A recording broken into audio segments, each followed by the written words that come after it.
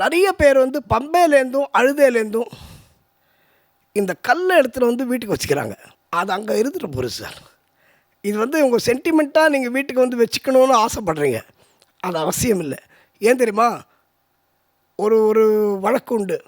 எங்கள் குருசாமிங்களாம் சொல்லுவாங்க, சபரிமலைக்கு போனால் ஒன்றும் திருப்பி எடுத்துன்னு வரக்கூடாதுன்னு. இப்போது எங்கள் சாமிமார்களுக்கு ஒரு பெரிய சந்தேகம் வரும்.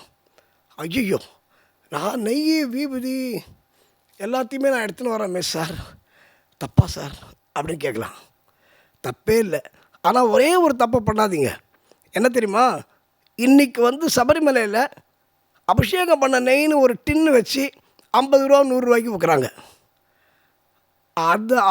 அதை கூட வாங்க வேண்டாம்னு நான் கேட்டுக்கிறேன். ஏன்னா நான் இதுக்கு எகெயின்ஸ்டாக பேசலை. பிரசாதம் என்பது முக்கியம். நீங்கள் நெய் அபிஷேகம் பண்ணுறீங்களா, ஒரு சின்ன டப்பாவில் எடுத்துகிட்டு வந்து அந்த நெய்யை உடனே காலி பண்ணணும். இந்த நெய் சர்வரோகத்தையும் சர்வ தோஷத்தையும் போக்கக்கூடிய நெய். அதனால் நிறைய பேர் என்ன சொல்லுவாங்க, சார் ஊருக்கு போகிறோன்னா பிரசாதம் கேட்பாங்க, சார் நெய் வேணும் சார். இந்த நெய்க்கு ஒரு மகத்துவம் இருக்குங்க, அது சந்தேகமே இல்லை. சர்வ ரோகத்தையும் தீர்த்து வைக்கக்கூடிய நெய் ஐயப்பனுடைய நெய். அதுவும் ஐயப்பருக்கு அபிஷேகம் பண்ண நெய்.